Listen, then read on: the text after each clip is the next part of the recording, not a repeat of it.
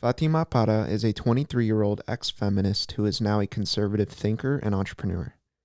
She claims that societal pressures forced her to rethink what is femininity and what is the optimal environment for herself and future family. Some topics we discussed are inequities in society, the trans and gender movement, how one calculates judgment, optimal outcomes, meritocracies, guiding youth perspective, immigration, societal systems, and the optimal framework for children. This isn't a one-sided conservative conversation, rather an open dialogue on topics we should all ask ourselves. What is optimal for humanity?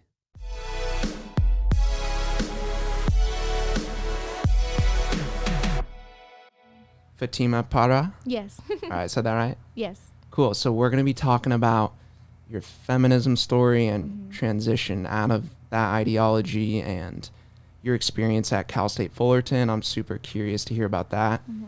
So you were saying you were helping your mother with, is she full Spanish speaking? Is that what you were saying? You were helping with English? Yeah, she understands English. She just can't communicate English very well, not at all. She took a few classes, but she always says that because of her age, nothing will ever retain in her brain, and that's why she can't learn English. And so Interesting. Okay, so what's her age, and then what's that background like? What type of Spanish? So we immigrated from Mexico, so we have that Spanish background. Wait, what was your question beforehand? So like you could talk about her immigration story. So what was that like? Okay, so let's see. She grew up, my family on my mother's side grew up very poor. So I think that drive to be someone came from when she was very, very young, at age 12. She always wanted to be a nurse, and she couldn't because she didn't have the money. But in the same time, she had to get a job to take care of my uncles and my aunt and my grandma being a single mother of 6. She and my aunt were the only ones to work in the family.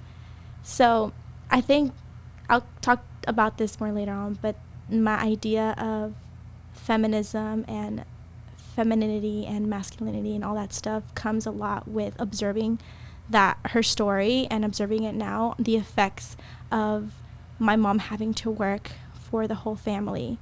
And that's her story. And it didn't stop until she met my dad. My dad, in his time, was to be considered very wealthy. And they used that to then come to the United States and look for more opportunity. When was that? In the year of 99. 99. So your mom met your dad in Mexico. Oh, I'm sorry. My mom met my dad. Yes, in Mexico. My mom met my dad 5 years prior. So around 1994. My brother was 8 years old. No, my brother was 2 or 3 years old. And so that was in 94. Yeah, 93 or 94 is when they met. Cool. So your mom and aunt were the ones hustling and bustling in Mexico to provide for the family. But you said there was a lot of men also in the family? Yeah. Were they just younger and not able to work, or were they choosing not to? They were choosing not to. Okay. So there was, the idea in our culture is my first child, well, sorry, I'm not going to generalize, but in my family specifically, but my first child, I'm going to give him everything. I'm going to teach him everything. They won't have to do a thing. They have it all with me. I'm going to give it all to them. That's essentially what happened with my grandma and her first 2 born sons, and even more that they were boys. They were given everything. They were special to her. And so when it came to the moment where they had to work, my grandma said, no, I'm going to work for you. And they were in their teens up until 25 still, and they still didn't work. Even afterwards, they didn't.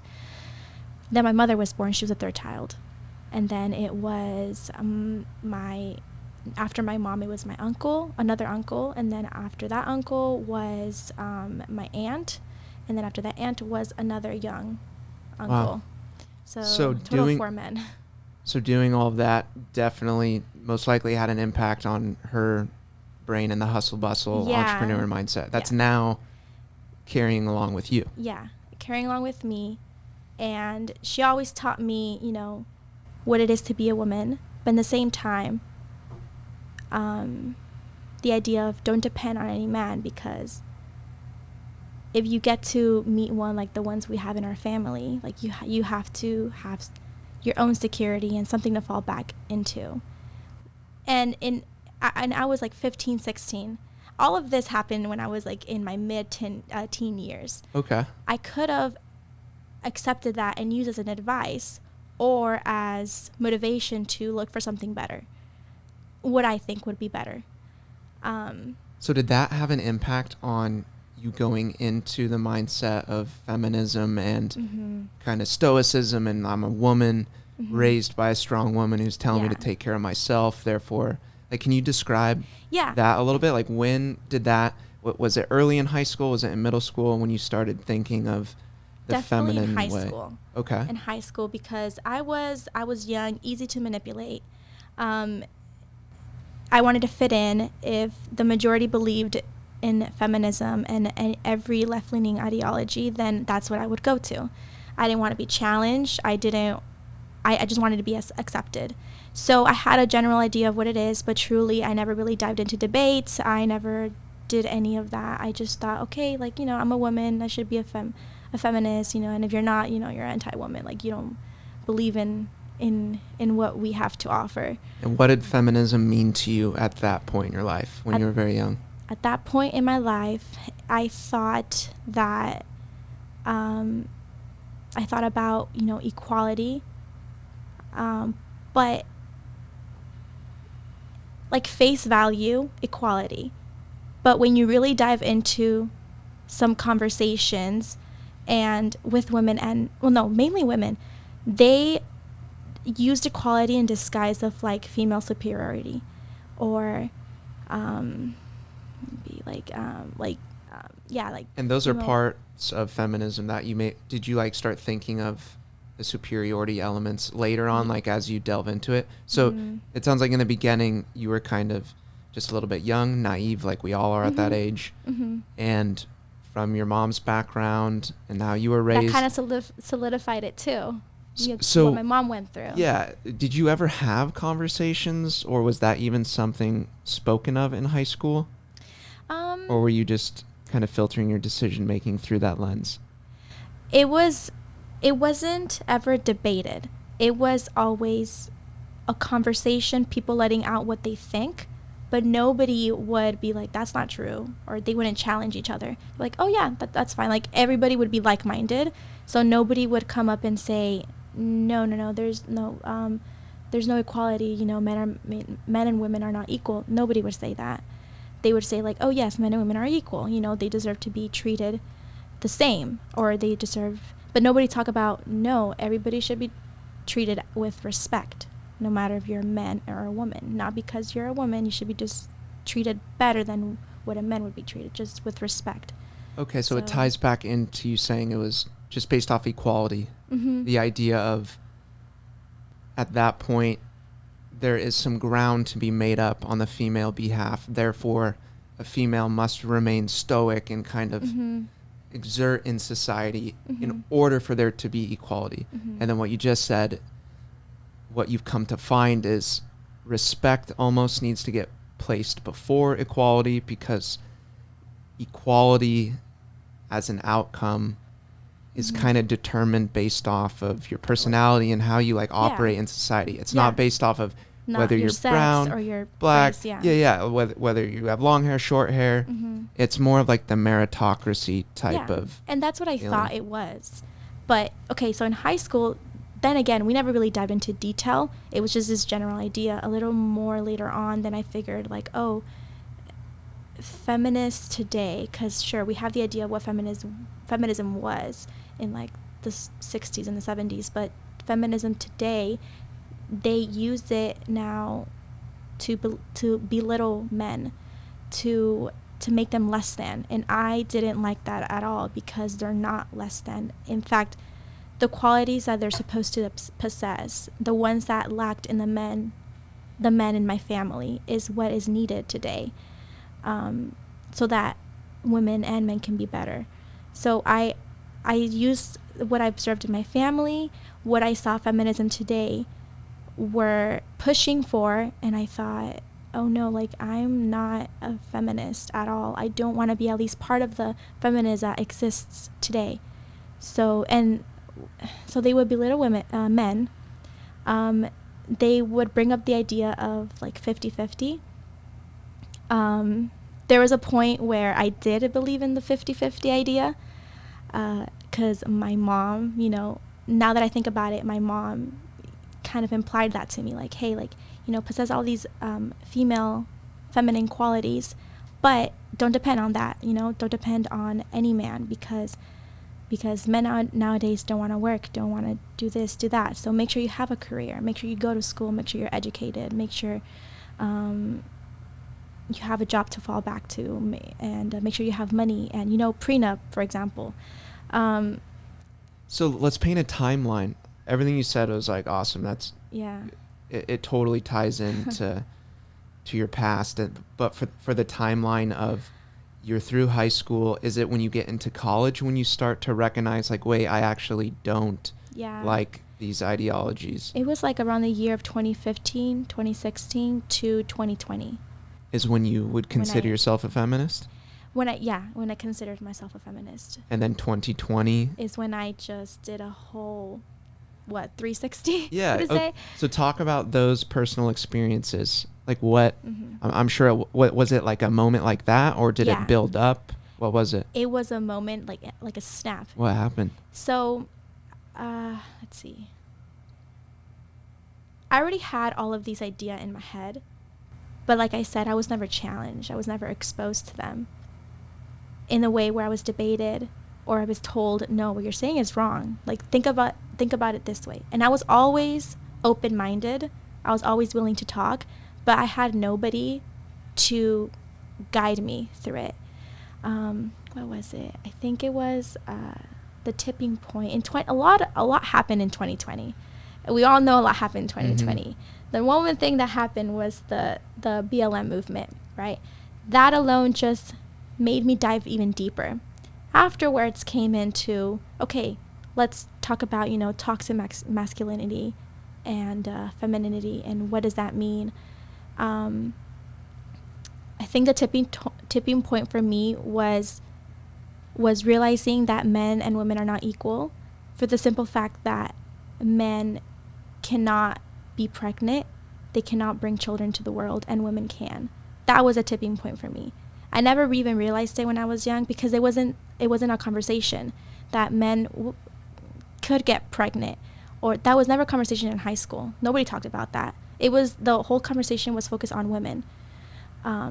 Interesting. Okay, so it sounds like you have this perspective built, and it starts to get challenged, not necessarily from your own starting point or pursuit, but you have these new societal elements coming into your life, into your psyche, like the idea that a man can get pregnant. And then you kind of bucket that with like let's say the leftist, the feministic, whatever you bucket that in. And then it makes you be like, whoa, wait, now do I want to remain on the side or team, even though I kind of hate that there's team-oriented things with politics and way to look at the world. But you now start questioning, like, well, wait, am I going to be the person that goes along with something like a man becoming pregnant? Going against everything that I believe in, and so what about the BLM movement did you not like? You said that kind of was a tipping point. What? So at first hand, you say, like, okay, you shouldn't really care about race, everybody's human. You should be treated just based off of who you are as like like your own content of character. You should just be treated that way. If you're a bad person, like, okay, I'm not gonna treat you with respect because you just don't deserve it, but or I just won't associate with you. But the BLM focused on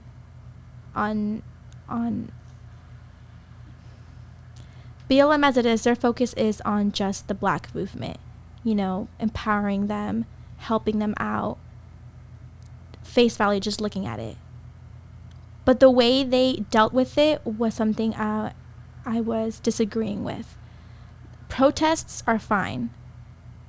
Peaceful protests are fine. I didn't like the fact that, even since I had a business, I didn't like the fact that they went around rioting, destroying businesses, black-owned businesses, destroying homes. It turned civil discourse out the window, because now you couldn't even have a conversation with someone who, for me, for example, who disagreed what the movement was about. So yeah, my idea is like, yeah, no, treat everybody with respect, no matter what color you are, no matter what sex you are, no matter what, I guess at that point was gender, what you identify with, but now I have a different view on that today too. That sounds like a pretty good baseline, right? Just to treat everyone with respect and not make it too team oriented and like, I don't care if you're black, I don't care if you're blue, yellow, whatever. Like, you're a person. You are nice to me, I'll be nice back. Yeah, and we'll get into the inequities in society and analyzing the past and the present and what has come to be, and if there is need for mediation and producing more equality in society. That's a very complex problem. Yeah. But just focusing on that event alone, being a woman in the world looking at how problems are being solved, you kind of recognized the movement as a whole, and it raised red flags. Like, because it didn't stand for your baseline of like respect and and all humans are equal type deal. Yeah, type of deal. Okay. And were those conversations happening while you were in college at this point? So 2020 was my junior year of college. Okay. So none of those conversations were happening before. And even if they were, I wasn't associating myself with those conversations. Politics, before 2020, I preferred not to even speak of it, because I considered myself ignorant. I don't know it all, but at that point especially, I considered myself ignorant, didn't want to talk about it. Before 2020, after 2020, I'm like, no, now I'm willing to talk about it with someone and have someone tell me that they disagree and why. Because it was needed also. Okay, so you recognized it was needed. Like, what you were recognizing as a problem was grave enough to where you were actually going to get involved in having political conversations and standing up. And then was it gradual leading up to 2020? Do you remember any other flagging points that then led there and it almost pushed you over to, unfortunately now it seems like it's a left versus right. Yeah. Like, you can't just assess an individual problem and try to identify the hypotheses and then come up with your version of the solution and whatnot. Yeah. Because it sounds like, have you ever reflected on, wait, I kind of just went from one side to the other? Oh, I did. And then because I've thought about this a lot, I want people to understand sometimes it's not about pushing yourself to the other side. It's about analyzing the phrase, can a man rather get pregnant? Should a man get pregnant? And what type of fringe ideologies and those conversations, where are they lying? Which types of people in society are having them? And then I want us to get into like biology a little bit too, because from what I've gathered, you're someone that now really wants like a loving husband and to raise a big family, and it's kind of pushed you into a more concrete position of now, because there is a statement like a man can get pregnant in society, me as a woman, almost a new way to define a feminine woman is to stand up for the biology and to stand up for what you believe in. Yeah. If that conversation wouldn't have come about, I think I would still be in like limbo trying to figure out feminism. It was thanks to that statement alone that was like, that is not true. Like, that is not true. And this is commonplace now too. People speak of, and I'm just using terms that I see on the news and whatnot, just so everyone can understand what I'm talking about. But like the left is pushing people further right. We've all heard that. Like Yeah. some of these crazy ideologies and practices are forcing people that were kind of moderate to hold on to more conservative traditional beliefs because they have to dig their heels in based off of the absurdity that we're all observing in society. I personally haven't spent too much time thinking about the whole man getting pregnant thing because it's something my brain doesn't even let in because it's so absurd. And that's not said to offend anyone and to piss anybody off, even though it's going to. That's just based fine. off of, look at every animal in the world. You have reproductive systems that are there, whether you're religious, whether you're not religious, they exist to produce more offspring and to reproduce your DNA. Yeah.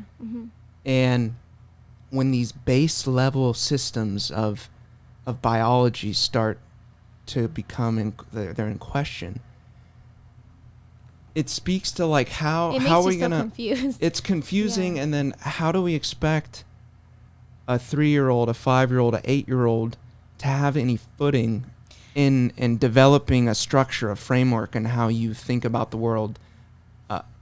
How do we expect any concrete thought if we're going to just continuously push? It's not this agenda, and it's not to say that we shouldn't be accepting and that people can be fluid, and if someone wants to go dress up trans and live their life that way, that's totally fine. But when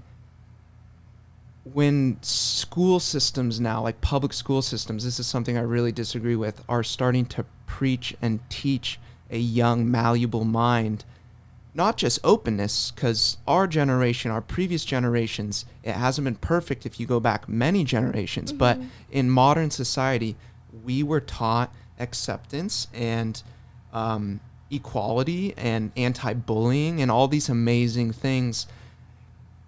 It's gotten to the point now where I'm a firm believer that a child needs some sort of framework and structure for their brain to grow and to interface with society and to not get too confused themselves. And we could dive in deeper on the whole gender thing and transitioning at a super young age. I have a few thoughts about that too. So like you mentioned gender fluidity. Okay. Yes, what do you think about that? So you can say that you feel like you're a woman when you're a man biologically. That one. That still doesn't erase the fact that you are a man. You know, you can be fluid like both men and women, and you're like, oh no, like, you know, I like a man and or whatever, like, okay, and you're still trying to prove like, but because like, you know, I'm a woman, I like a man. Like, no, you're either XX chromosome, XY chromosome. Like, that doesn't erase the fact you can be a trans gender, and like you can transform yourself, I guess, from a man to a woman, but you're still a man, because when you go to the doctor's office and you're told you have prostate cancer, and you like look like a woman and you went through all the surgeries, like, but you have cancer, prostate cancer, like, oh, you're a man. That still doesn't erase the fact, you know? So it seems like that's a good framework in dealing with surgical procedures and doctor's office visits. You might, if you are transgender, and we're just speaking openly here, we're just talking openly, maybe on paper your biology needs to read a certain description, but when you go off and interface in society, if you want to change your body and change your look to look a certain way, then you can very well go operate in society, legal, right? You know, it's legal, and then we saw the but just because it's legal doesn't mean, you know, it's right. That's the thing. Yeah, and we can get into morality and ethics on that point for sure. But then we see the recent story with the teacher in Canada, is it, who wore the... I saw articles. I didn't read through Grant, them. can you pull that up? I saw images, The- but I did the not gentleman- read into it. A lot It of my was just friends images posted too. it too. The gentleman that in Canada, trans teacher. I'm sure it'll pop up. And okay, the thing about that, did he like did he put on breast implants? Yeah, it's okay. what's that called again? It's like a rubber piece that you just... Oh, it's just like he didn't even go on with the surgery. It was just a piece. Oh, right there, prosthetics. So the very top National Post. So Prosthetics breast. it's tying Gender into one of those ideology. things that even if you are kind of in the middle and don't want to tell anybody what to do and want people to be able to live their lives and not judge, these types of fringe things in society, sometimes they get accepted, sometimes like in music and like just the trans movement in general have kind of moved into more of a mainstream accepted thing in society.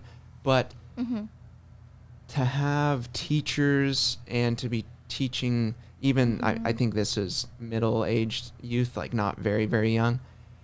I don't think we know the full repercussions of a developing brain, the inputs that you give it, the frameworks that you give a child. There's going to be changes and there's going to be unintended actions and consequences that we don't know yet. And to fall back in the framework of man, woman, mom, dad, we've accepted now for quite a while, right? Dad, mom. Even if you disagree with it, I mean, I'm not really going to state my opinion. I just know that's kind of came into the mainstream. This is taking it way to the fringe. There was a time when, you know, people felt like this. They were a man and they liked men, and women, they liked women, but they kept it so private. They kept it with themselves, and life is just sometimes better that way. And even with straight people, they don't talk about their private lives. If like that's a great thing about being conservative. Like, you're not gonna be talking about your life to like your friend or like, you know, like your husband. Like, you're gonna keep it within yourself, and that's how it used to be too with gay people. And now transgenderism, now they're bringing it to schools. That one motivated me even the most, because when I started to desire like a family, starting a family, having a husband, I'm thinking like, okay, where do I want to grow my children in this kind of society, or am I going to have to move away and homestead and live my own little or live my own life with my husband in like in our own land? Like, what am I going to do? Like, do I want to... This what motivated me the most. Wanting children and deciding where am I going to raise them. So... Yeah, that's a very valid question to ask yourself. And let's put that point on the table, because I do want to get back to that. But before you were saying that, were you speaking in terms of like sexuality being private? Because you said like it was almost better when gays were just kind of in the closet. It was better when gays were in the closet. Like they had their own, you know, preferences. And they probably lived their lives the way they did, secretly. And I want to say straight people did too, because they weren't out here like that. Well, I got to push back a little bit here, because I don't want anyone to ever feel like they have to live behind the scenes and like hide who they truly are. I think there's always been people who like the same sex in society, and a biological standpoint to that too, in combination maybe with the nurture and how you're raised and whatnot. By no means would I ever advocate for anybody to kind of shy away and remain behind closed doors. Because I think if heterosexual couples can walk the streets and be fine and live their lives, that I think everyone should be able to do that. I think the mutilation and this teacher putting on these prosthetics, and it's getting to a level of fringe that I'm starting to question, just because let's get to that you could respond to that too if you'd like. But what you tabled about raising kids. I'm totally in agreement with you that I actively have these conversations, and I think everyone in our generation should, of what type of world do you want to raise children in? And if you're mature about it and you're not selfish about it, you really need to ask yourself, like, okay, am I the type of person that really advocates for some of the fringe ideologies and practices, and I'm going to raise my family in San Francisco and certain parts of LA, and I'm really going to just push this completely open freedom agenda of nothing really matters? Or are you going to kind of position yourself as, wait, like maybe there are frameworks that lie in the conservative realm that are going to produce the best offspring and bring the most happiness to my child growing up and interacting with other humans in society. I've had this conversation, and I don't know yet, because this hasn't played out long enough. I've run both scenarios. I've thought on one end, wait, maybe very well that this is a potential that we don't know. The incredible openness and ability to go, this gender, I'm an orca today, I'm a cat today, I'm a human today, I'm this name, I'm that name. Implanting that level of openness and lack of framework in a child could produce long-term positive outcomes. I don't think that's the case, and I think I can't speak to the data as well as some folks, but if you look at certain psychologists, and Jordan Peterson talks about this a lot, is that any sort of child who kind of lives their life by the wayside and is just pulled and tugged left and right by their feelings, it's not necessarily going to lead to like a more robust, open-minded child.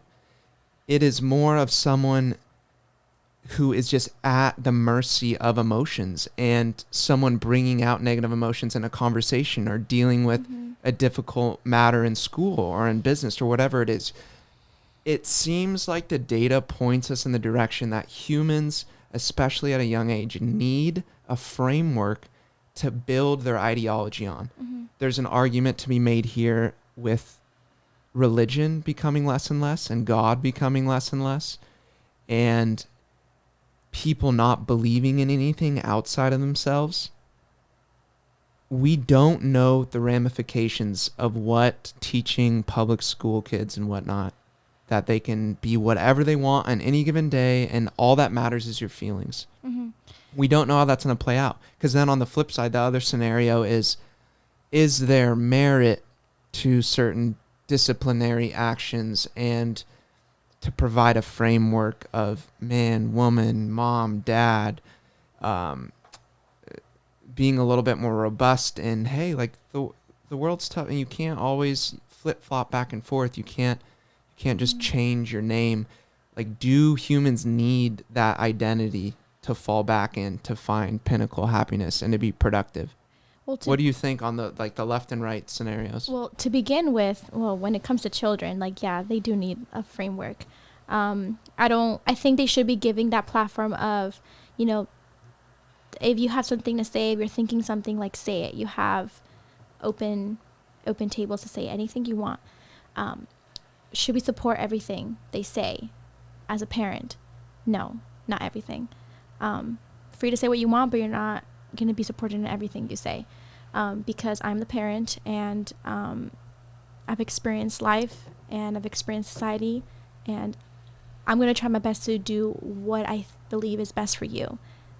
After they reach a certain age, start making their own opinions, and they decide, then that's, free will for them. But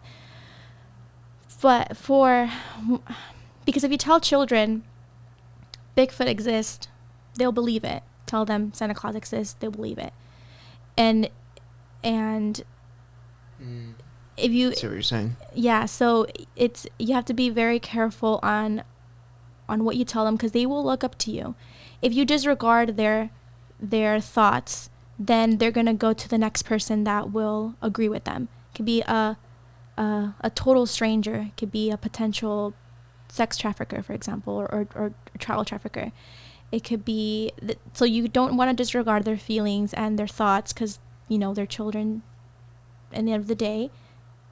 But you don't want to also support everything they say. You want to provide them that guidance to what you believe is right and what worked for you when you were growing up too. And what didn't work. So the word you said, guidance, I think is really important. And it's a very hard calculation to make, which is judgment. Like, where does our judgment lie? When is it justified and when is it not? Like, an example that popped up in my head is we've seen this story in Hollywood countless of times, and I'm sure many of you out there have maybe experienced it yourself, is when, like, coming out of the closet, for example, like being bottled up and not being in a household that accepts the way you are. Like, that is absolutely tragic, and I would never want that wished upon anybody. But in dealing with a child who doesn't necessarily know who they are yet, that's when the framework and judgment needs to really be assessed carefully by decision makers, being the number one, the child's parents, unless there's some sort of atrocity going on, which we have systems to hopefully identify and maybe pull a kid away from parents that are causing harm. Kind of abuse, yeah. But at the end of the day, a school system, it's dangerous to have all these all the fringe programming going into the kids' heads, because, like, think of a computer. I've thought about this before. A child's brain is like getting a MacBook from the factory. It comes with a certain amount of programming, just being a human, like having the capacity to think and to question and have your terrible twos and start understanding things more when you're 4 and through your young adolescence. But a computer, let's say the user being parents, the programmer being parents, you can change the way that computer functions. You can change the background screen, the desktop screen. You could change and add software programs. That is really how we work. You have the biology is what you come out of the factory with, which that's a very complicated issue in inequity in society, speaking to like IQs and how there's certain races of people that just on average are born with a higher IQ. And then there's statistics that pull in whether if you're born with a certain IQ, you automatically have an exponential increase in wealth in your operations in society.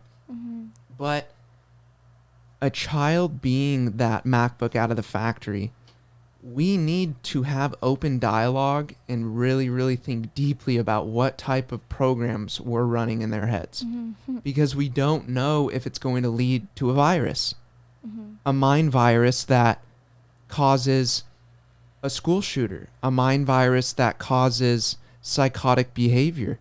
More commonly, mind viruses that take place in the form of anxiety and depression and getting to a certain age where you don't understand where you lie in the world because your framework that you weren't in control of when you were an adolescent was being manipulated by fringe action. Like with this image, for example, like the wearing the wig, putting on the breasts. Yeah, the prosthetics. Yeah, so they see that and they think it's normal, you know, like, oh, like a little boy seeing that, they think it's normal. But really they don't realize that the role that they're adopting, 'cause they're not feeling that way. Like, no, they're adopting a role, and that role that they're adopting is enabling the problem, increasing it to be like, okay, you know, basically gender dysphoria is normal. You know, and anybody can be that. So even if your sex says otherwise. So it's a questionable program being ran now by public school systems and being widely adopted by companies and advertising and society and stuff like that. And I went to public school. I had nothing like that. Same. Nothing like that. Do you remember Are there any instances in college that really stick out to you that were very aggressive? Like, were you ever come at in a certain way or had any argumentative, like, debates and whatnot? Is there anything that sticks out? I've had a few. In college. Or even post-college, just in your life. I'm thinking because everything happens, like, behind the screen. So, from, like, college students. But never in person. I'm sorry, hold on. No, in the classroom and professors. I think 2 professors. In my first year of college and then in my first semester, in my junior year of college. The first instance was in my sociology class. I was sitting down. He was talking about privilege. I don't think he was talking about either white privilege or something. You know, he was just talking about privilege alone. Then he started talking about privilege in a racial matter. So he had compared me with the girl next to me. We were both from Mexico, and he said, okay, Fatima here put an example that, you know, privilege, some are more privileged than others, and he made it about race. Fatima here is from Mexico, but the girl, I forgot her name, she's from Mexico too, but, you know, she was a little much more darker skin. So compared to her, I had a much more fair skin. So he said, oh, Fatima here will have much more privileges in the world compared to her classmate because she's white passing. I didn't understand anything. Oh, I've never heard that before. White passing. White passing. Interesting. If I would have heard that in my junior year of college or senior year of college, I would have, you know, said something. But in my first year of college, I was like, what does that mean? Like, what do you mean? Is that an insult? Is that a compliment? What are you trying to say? What are you trying to teach me? I didn't ask those questions. I just stayed quiet. I was like very, very shy, accepted everything that I was told. So he said that I was white passing. And everybody in the class, too, was a freshman, didn't know what he was talking about. I don't even know what he was trying to push. But that was what I truly remember. Now that I think about it, I'm like, wow, that was pretty, like, you know, racist to say to your students, saying that I have more privileges in the country because I'm, you know, whiter than her, basically. That was the first instance that really stuck out to me and will forever stay with me. I hope to see him one day, but he's in my community college, and I don't plan on going back in the community college. And where was that? Irvine Valley College. Irvine Valley, which I loved. Irvine Valley was amazing. White passing. Yeah, white passing. I mean, we can have a now I know what that means. Conversation on all the complexities with inequity in society and what is white passing. And I have a similar experience in one of my business philosophy classes, business ethics at Cal State Fullerton. Wait, what professor? Baco. Oh, never mind. You don't have Baco? I have an instance in that classroom too. Not the professor, really? Though. Who did you have? I forgot his name. Oh, no. Ryan got... Oh, I'm not sure. No? Professor Bach has been on this podcast. He is absolutely incredible. Okay. Yeah. So it was dealing with levels of fairness and inequity and just being born at different places. Yeah. Which is by definition unfair if you're born into this family with this wealth and this area, this wealth. It seems to be that there's different stages and different signals you should be looking for. So like a signal as complex of why are African Americans, why are they even here, right? Mm-hmm. Like you can ask yourself a question that brings you back in time to a very sad, unfortunate reality, which through redlining and so many complex things that have occurred in society over time have certain outcomes that might very well be unfair. And there are some, in my opinion, that are unfair.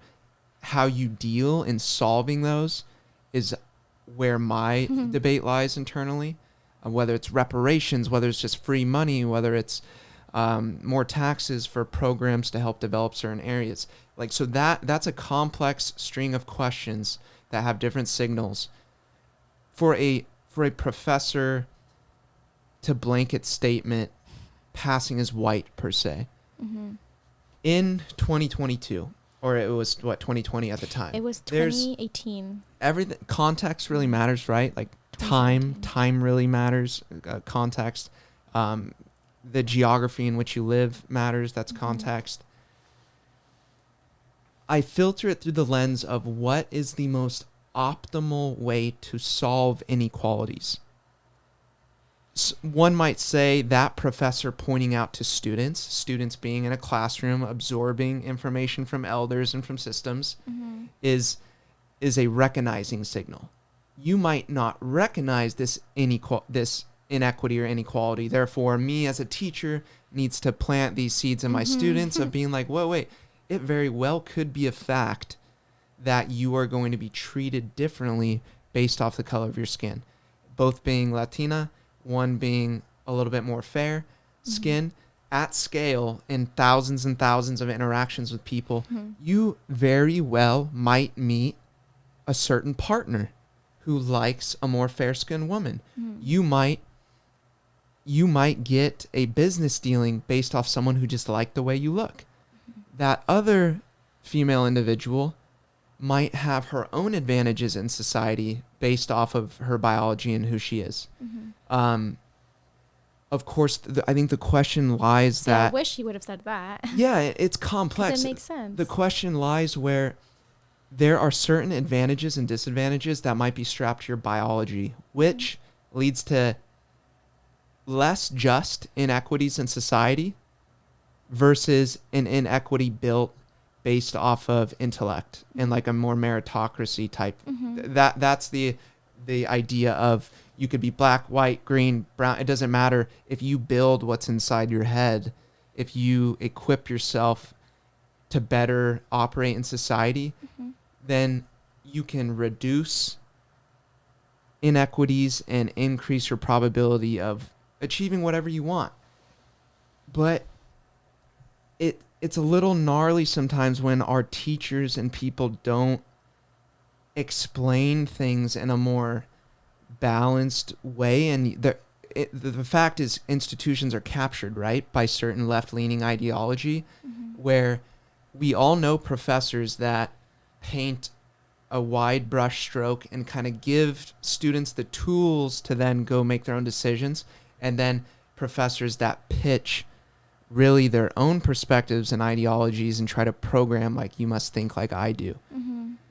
And something as simple as just you're going to pass as white, therefore it's unfair. You're not giving malleable minds, like young minds, as mine still is, yours still is, like ours we should continue to grow forever. But it's really important that we paint an honest, broad stroke picture of like, shit's complicated. Like, why migrants are pouring across the border right now to pursue a better life, why your family's background immigrated, why my grandma immigrated, why there's African Americans in America, why there's so many Chinese and Indian doctors and foreigners who hold higher places in society most often than multi-generational Americans and people that come from farming back. Things are so complicated.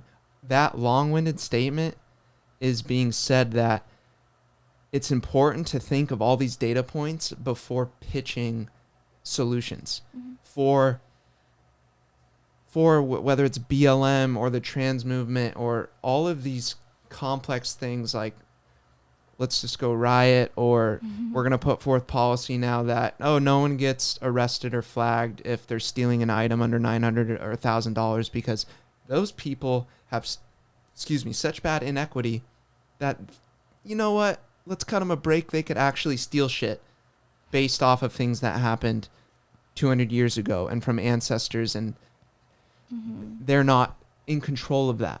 I would argue that that's not a good way to solve the problem. Let's bring it into this, what we were talking about before we got on air. The equality of outcome argument versus the equality of opportunity. So when I think of America, I want to think of America as equality of opportunity, that our system, everything that's in place is to give people the opportunity to be their best selves. The equality of outcome type deals of, oh, if you live in this area, it's unfair, so we need to reverse engineer everything to give you that equality of outcome. That by definition, the people that hold that belief, it is factually impossible to solve that, and it's completely invalid from the start because we are born with different IQs and intellect. Out of the womb, that computer out of the factory. That's going to lead to inequities by definition, because there's going to be people that are more manipulative. There's going to be people that are better at computer programming and complex systems, like being a doctor or whatever it may be, that leads to a higher income and whatnot. But see, we want that, because that's where meritocracy comes from. So like you want the best of the best, even within like medicine, for example. You're not gonna request a heart surgeon to do your brain surgery, and then when you do go within all of the brain surgeons, you want the best of all brain surgeons. So yeah, that idea alone is good. Inequalities or inequities between all of that it's a good thing, because the people who are not the best, then you're kind of motivating them to be the best neurosurgeon of all neurosurgeons around. So that's a good point. I agree. Right. So the encouragement over time, like, here's the pinnacle. You can reach this. You just have to do X, Y, and Z. But I'll pose a challenging question. So there would be someone that would say, of course there's not more African-American brain surgeons. They were set up to fail. How would you course that out? It's challenging to take all the time. No, because I'm thinking about a specific family member who thinks that way too. And I think the opposite. And I always respond, well, you keep thinking that way, it will be that way. Your life will be that way. You have to, if you just change that a bit, you were saying there's not a lot of African Americans, in brain surgery. Okay. And it'll just say like that. Okay, don't look at the fact that, oh, there's not a lot. Okay, what are we doing that's not encouraging them? Or what's happening in their household that's not encouraging them? This fell. Less focus on it will always be like that because of whatever reason. Okay, instead of thinking that way, okay, change it to, what are we going to do to solve it now? Okay, what's going on in schools? What are we teaching them? Or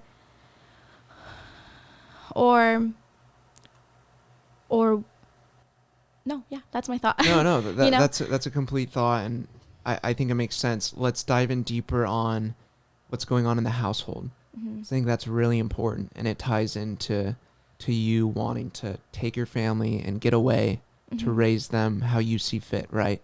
Without the pollution of what you deem to be just toxic, right? All of the fringe ideology and actions. What happens in a household is so complex but so important, right? Generations after generations, whether it's physical abuse, just not really striving to do much, being set up to fail, if a reality, a fact. And I want to hear your thoughts, an inner city African American who's just been plagued by great or great grandparents, grandparents and parents, and it's just a system that they're kind of set up to fail. Mm-hmm. Just to put it in a blanket statement, but one can like understand what I'm talking about compared to an individual that's born into a family of like a good family. Just a good family, healthy food, healthy thoughts, no physical harm, healthy traditions. Mm-hmm. We can all come to the conclusion, okay, that's probably not an equal scenario, right? Mm-hmm. They might not even have equal opportunity, which when thinking of America, I would like us to get as close as we can to a system that allows that inner city child to achieve as much as that more wealthy individual. It's so complex, and then we get to the point of like, all right, if that is an inequity that we want to solve or at least alleviate and try to make it a little bit more of equal opportunity, do we just dump money at it? Or is it just reparations? Or there's some people that would argue by definition the system that we built, being America, being the Constitution, being everything, is so flawed that we need to actually toss the rule book and rewrite it, because we're never going to be able to solve that problem. I hear that thought. I've thought about it before. My only rebuttal would be that can't be an option on the table. Well, that's only if you think that's the problem. You know, that's true. You'd find that to be like, I don't think that's the problem at all. Who did it come from to say that they're set up for failure? Who said that? Did you internally say that, or did the Constitution said that, or did politicians say that, or like who said that? It's a good question. So let's think about it. I mean, I prefaced that proposition, right, that it was a fact that inner city kid and the wealthier and a better family child is unequal by definition. Do you agree with that? Like, by definition, it's unequal? Okay. No, not at all. Or I'm sorry, hold on. Unequal. Okay. What they went through? Yeah, of course. Hold on. Or like even what they're projected to go through. Oh, like, right? Okay. So we're smart enough to think like, oh, and all the complex interactions and looking into the future, the amount of drug dealers or gunshots or quality of food, or we were talking about like a healthy household, like the quality of conversation coming out of parents' mouths is probably going to be a little bit more detrimental, a lot of bit more detrimental to the inner city kid than that other kid. Are we able to say that those two, like, is that a fact, would you say? That it's unequal? So trying to think, like, at that point of their lives and past, they're completely different because of what they went through. But at that point forward, and I only say this because I compare myself a lot with like my brother, who went through what that inner city kid went through. And I feel like I went through a little bit of both, but he's now 30 and still has that mentality that he's set up for failure because he didn't have certain things in his past. And I say, screw what I went through. It's up to me to accept everything I went through and try to do something positive out of it, for better for me and for my family in the future, and my mom and my dad or whoever is involved. So that's like my final thought of it. Yeah. I'm just so in my head that I don't care what I go through or what comes at me. I'm going to always strive to do something positive out of it. I think that's a beautiful way of looking at it. And that's where I lean, and that's where I strive towards too, because you added upon a supposition in the argument that, okay, let's take a family that has multiple kids, right? So the constant is the family, and let's just assume for argument's sake the mom and dad are always there. The conversations are pretty consistent. They're even in the same household, right? For all of the kids' upbringing. But one kid becomes a neurosurgeon. One kid becomes a drug addict. One kid becomes a sailor. What that tells you is, even if you think you're striving towards a society that is structured to produce equality of outcome, to give everyone a fair chance, there is still going to be unfair variation because humans are complex and because we're born with different biology. Not to say the system shouldn't be set up to produce the most opportunity for everybody, but that kind of leads us to like a closing conclusion on that is, even with the inequity and equality of that inner city kid and another individual, you still need to realize that things will never be 100% fair. And if you impose a absolutely, a socialist, communistic like type of way of problem solving, you're gonna have corrupt leaders who funnel resources to the top into their own pockets. More often than not, history tells us that. God, it's so messy, right? Because it's never going to be perfect. This is a fluid thing that we're talking about. Yeah. But it's the same thing with my family and my brothers. There's variation amongst us. Whether it's skin color aside, whether it's gender aside. Let's bring it into this. It ties back into like your traditions and how you want to raise kids. I've been thinking a lot about this lately, and I'm curious how you think about it. Those traditions and belief systems that you hold dear, that you want to program into your children, and how you go about choosing a partner and a future husband and dad and whatnot to your children. Like, what first comes to mind in traditions and like just frames of thought that you want to raise your kids by? Some traditions. First and foremost, I never even thought this way before, but I'm just starting. Religion. I used to not even believe in the existence of God, but now I do. So I want to, and it has helped me a lot.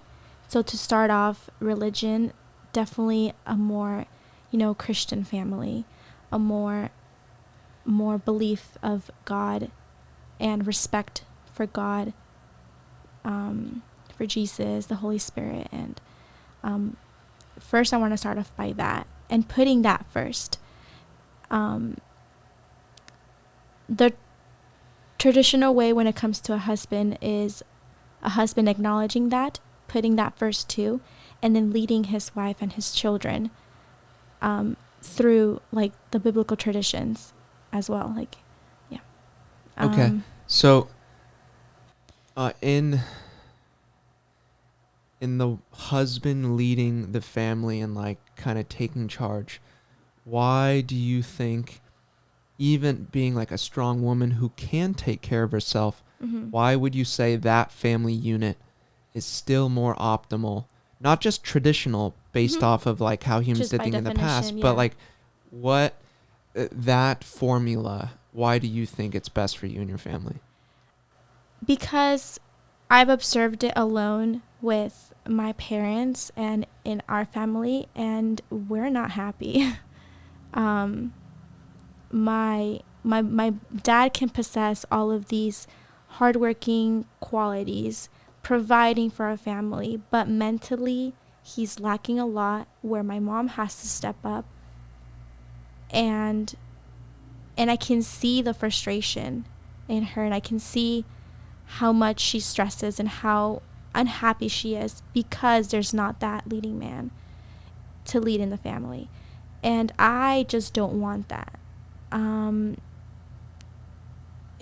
It works well when I talk about like the business, and because aside from the business, I also work a remote job, and on the weekends I work at Disneyland. Nice. So I have those 3 jobs, and it's exhausting. So then I think that's why I desire so much to have that man to, tell me like, hey, like, you don't have to worry about anything. I'm going to take care of you. I'm going to take care of the children, how a father and husband should or would do. So, and then using all of that, but then also observing the men in my family who didn't do that, the lack really put a lot of pressure on the women in my family. And they're doing kind of a little bit of both, trying to be a mother, trying to be a wife, and then still trying to possess the qualities that a man should possess most. And it's exhausting for them. I see that, and I don't want to go through that. I'm already kind of going through that, single. So imagine if I had a husband and children. So do you want to just be like taken care of? Is that where the argument lies? Not argument, just how you feel about the situation. My goal, my dream, my goal is to be at home with the children, raise the children, take care of any house duties that I need to, whether it's cooking, cleaning, making it a home, and the husband working, bringing in the money, providing, and still be a husband, be a father. That's what I want. And that's what I feel like will work the most. Because I'm doing the opposite right now, or without the husband and children, but I'm doing the opposite right now, working a lot, trying to look after my family, providing for them, and my mother doing that to my grandma and her brothers and sister. And I am so unhappy. So I that's why I desire the other way around, and I do feel like that's gonna work. But the only way to solidify that is when I meet a man and he tells me and reassures me that that's how we're gonna live, and gives me that confidence, like that, okay, you don't have to worry about anything, like I got you, because I believe that's successful for me too. And that's the only way. And for men too, if they want to do all of those qualities, but they have a woman who's like, oh no, I'm going to give my 50% contribution, but I also want to work, and I don't want a lot of children because it's going to be too detrimental to my career.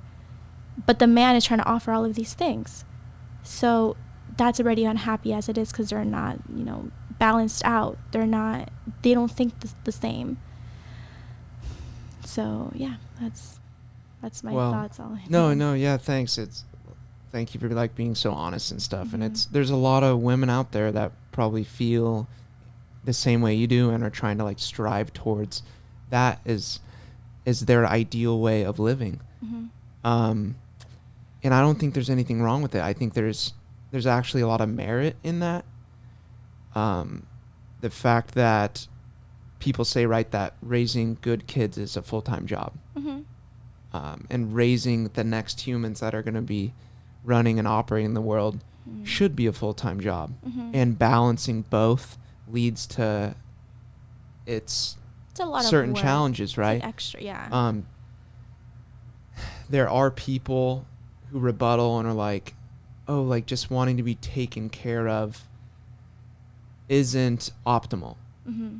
And I think we need to really think deeply about what is the ideal family unit. And I don't think it's like a one size fits all for everybody. Mm-hmm. Everybody has their own like idea. And I think kids pick up on stresses that are put out from parents, whether it's being overworked, whether it's incompatibility and parents fighting in one's life. I can get behind the idea that it really does take a village to raise amazing kids in this world. Mm-hmm. And a mother who's pulled in too many different directions might not give a child the care that it needs. And that's... What directions? What do you mean? just like working too much, or that's one like of the, outside of the home. I mean, Like just working too much outside of the home, or what do you mean? too much outside of the home. Yeah, just because that's an argument that's presented, is like Elon Musk talks about how humans in first world countries are not having enough kids, and that our current birth rate is not sustainable in the long run. Oh, that's interesting. I didn't know that. Because the beauty of equality in a woman wanting to go into the workforce and having less children and participating more in society now has its outcome of less children being birthed and the birth rate's falling. Do I, on the flip side, think that every woman just needs to be at home being taken care of by their husband? Not that there's anything wrong with that if that's what you're striving for. And not because the other way around either as well. Yeah, because there's a lid for every pot, and you will meet someone and have an amazing family in life that wants and lives by those same ideologies and goals. But it does seem like if we could develop more robust systems, like I think in Europe, the maternity leave is greater in other countries for the ability for a woman to stay at home with newly born and very young kids for a longer time instead of having to just get back to the workforce because we need productivity and everything to ramp up. We could really see a great benefit in society if we were able to spend more time at home with the family. But correct me if I'm wrong, it sounds like your solution that you're putting forth is that it's just that the mother would be at home with the kids more, running the household, while the man is out producing funds for the family unit per se.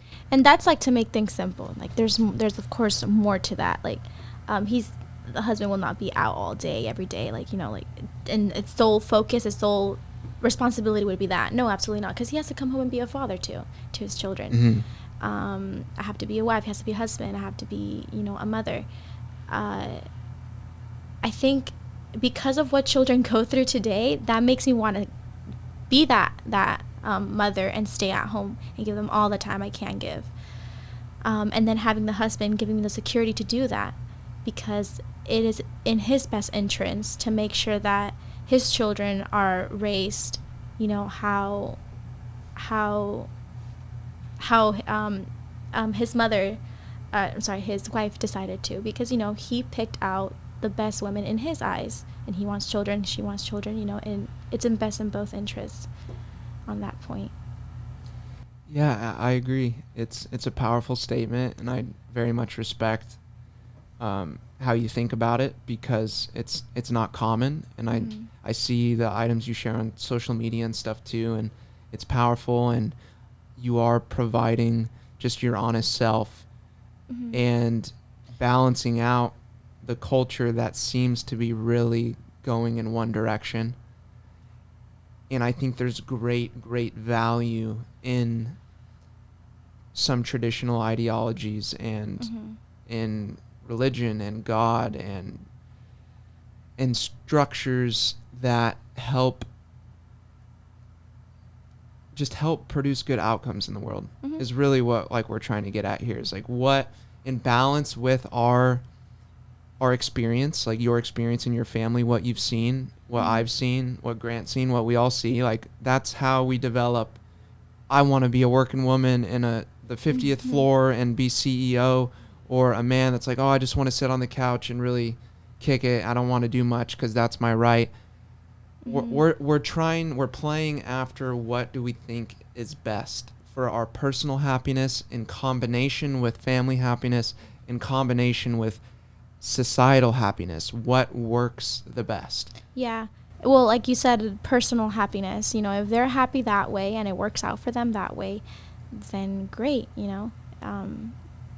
I've recognized that living that way won't work for me, because I'm going to want less children if I go that route, because it's going to be too much for me. And having given birth and then 2 months later being expected to go back to work again to give my other part of the contribution to the home, is just going to be exhausting to me.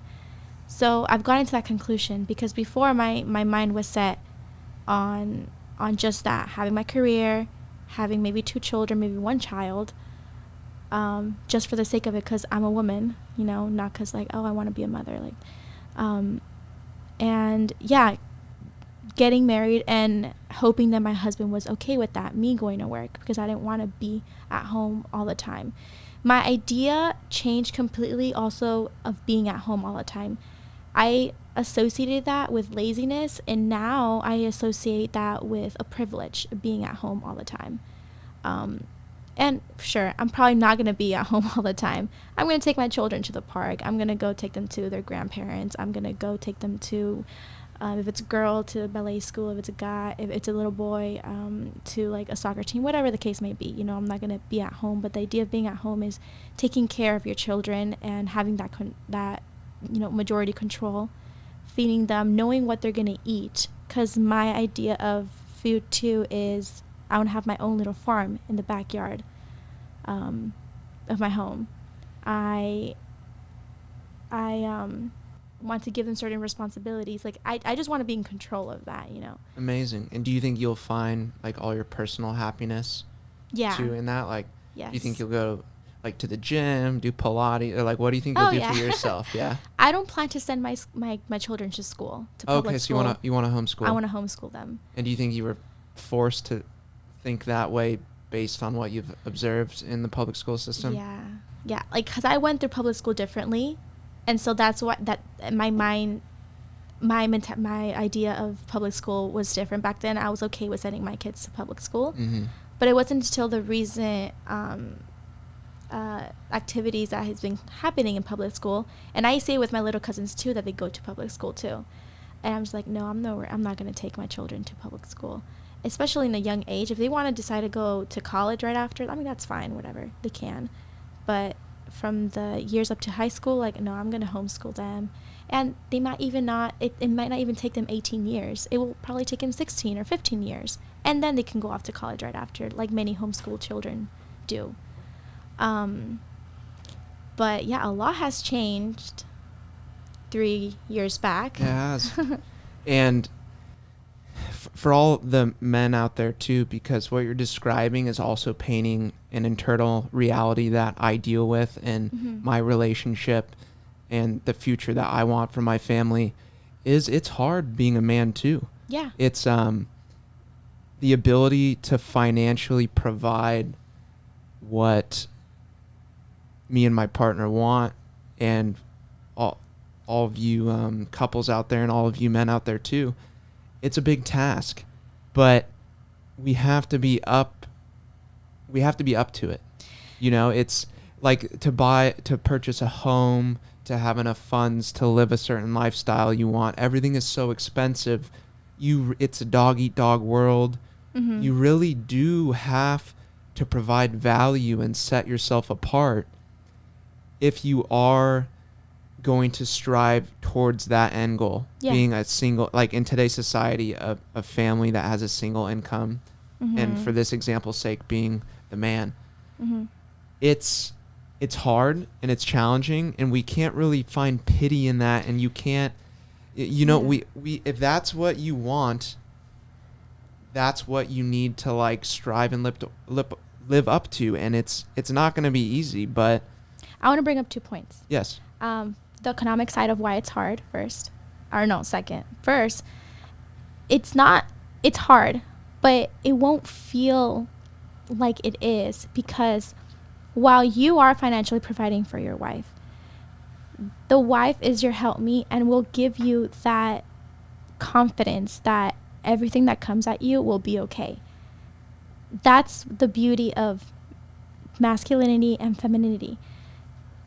If you have a wife that works the same hours as you, or in the same position, or more than you, or less than you, but just simply works, they're just going to be like, because that's something probably I would have said too.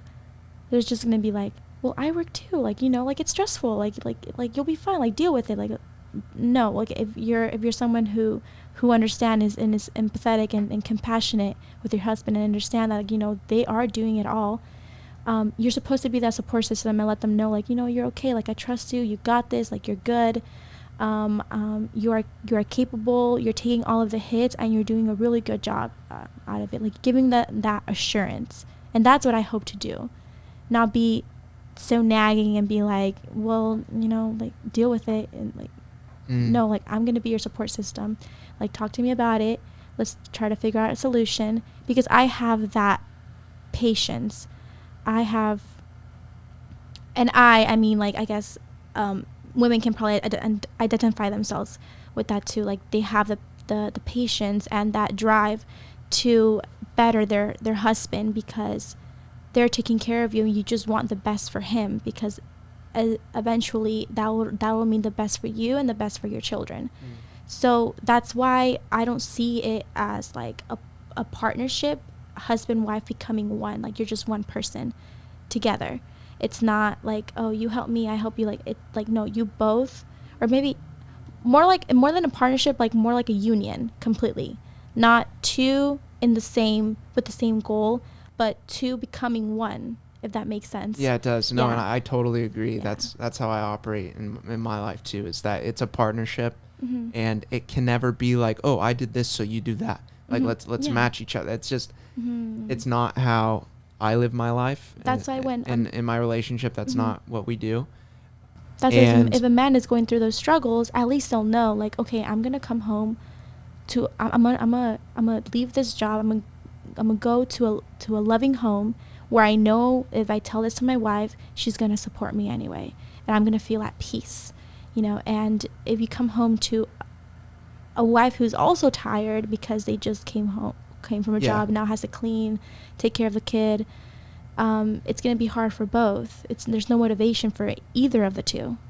And is this predicated, I want to be clear too, because I can envision where some people's minds are going with this. It's like, you're just describing the old traditional family unit where the husband comes home, treats his wife like shit because he's stressed out from work, treats his kids like shit because he's stressed out from work. Your vision, is it predicated off of your husband treating you well and at least treating you with respect? Yeah. Or is like, it goes both ways. Yeah. So like, by no means are you saying a woman should be a punching bag to a disgruntled man who, like, because you were describing like someone who's just always there for you almost no matter what, like, you're doing great. Yeah, I didn't see it that way. Just because I know there's going to be a certain percentage of people where their minds are going there. She's supposed to accept it all, then all of his like stresses. And no. So like, you can say like, this is contingent. No, I still am a mother treated with respect, and I'm not going to be bullied and walked down upon. It's still contingent off of a loving relationship. Yeah. And is what you would say. I'll let you know too that as men or husbands, if they get that support system, less and less they'll bring you those problems or like their stresses. Because that's not,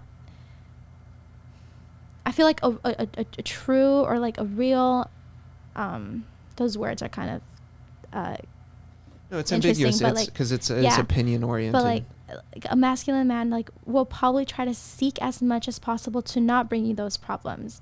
But he's gonna want to confide in someone, and he should confide in his wife. But if it gets to that point, and he'll want, and he gets that support system and that comfort, he's gonna want to less and less try to confide in you, and not because he doesn't trust you, but because he knows he has you, and he's gonna now try to his best to solve his own issues, or in his head try to deal with them on his own, Yes. So what would you advise though to a woman who still leads with love and takes care of their family unit, but for whatever reason the partner they chose is still just, because like we know at scale that's probably happening to the tunes of hundreds of thousands, millions of people around the world. Right? Because like this plays on the divorce rate and like, when is it time to go? And I think it begs the question of being very selective with who you choose, right? And who you end up with should be a good partner to you and a good future parent. it really does beg that question, and taking seriously who you're going to spend the rest of your life with. The man who does that consistently, I feel like for the wife, at that point, that's when you're supposed to speak to him and tell him what you're not okay with. And the man who does this, assuming that he is, the man for you, he will look at that, and his logical mind will instantly be like, you know what, you're a good woman. I'm going to try my best to be better. And it's a simple way to say, but communication is very important at that way. Like, hey, like whenever you do this, from a wife to a husband, whenever you do this, like I get more stressed, and I don't want to feel that way. And I'm okay with you telling me all of this every day, or treating me this way, but just know that it is detrimental to me, and now is being detrimental to our children. And he's supposed to take that and try to be better, because in the end of the day, he is the head of the household, and he is leading you and your children to success.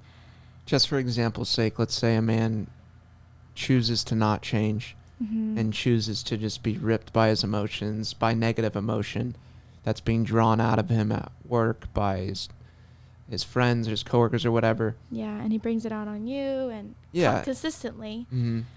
Like we know that exists, and it harms children, right? It doesn't produce good in the world. And it begs the question: is be real careful of who you select, right? Like who you select as your partner, beforehand. and it is a beautiful thing to hear and to see. It's going to come with its fair share of challenges and judgment from other people who have the right to think what they want. Is that your brain in this very much lies in, there's roles to play.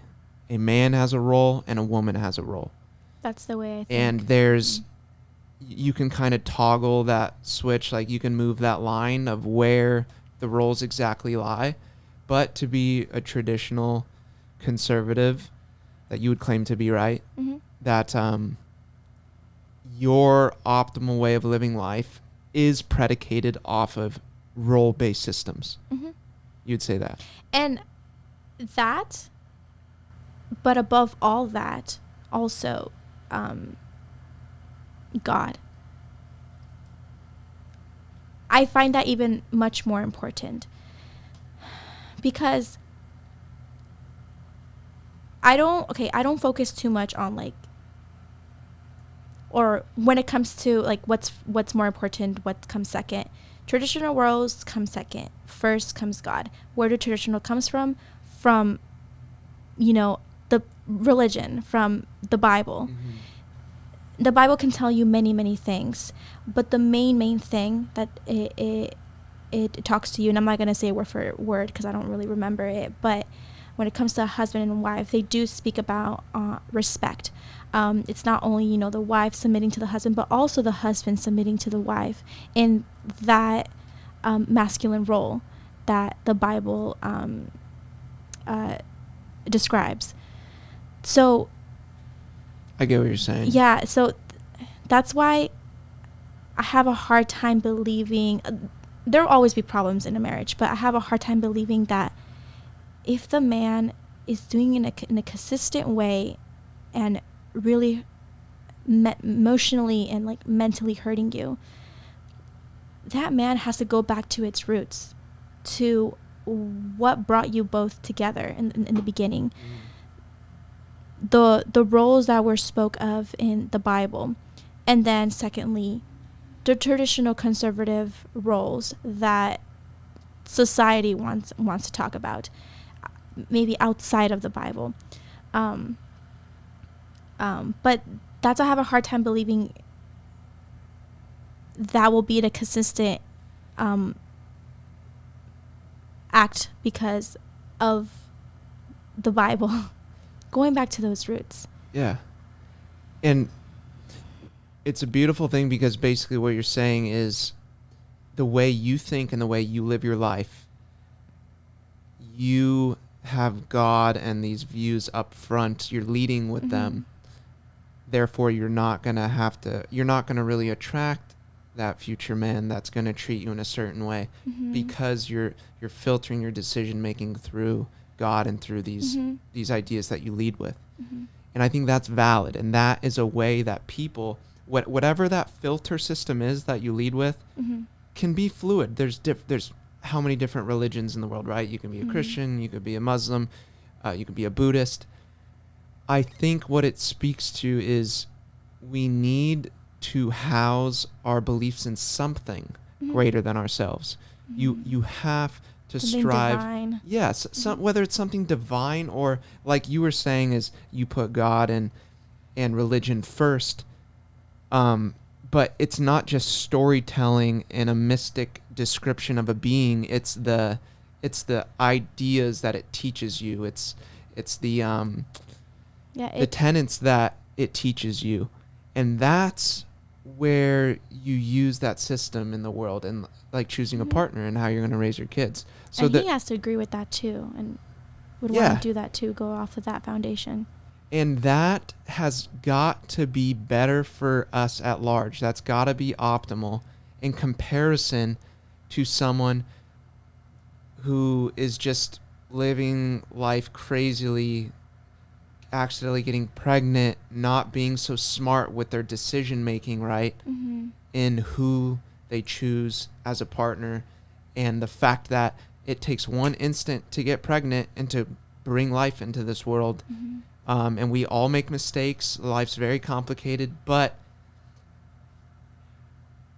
to hammer home the point is, it really just begs the question of adults thinking about what we're doing and the next generation we're going to bring into the world.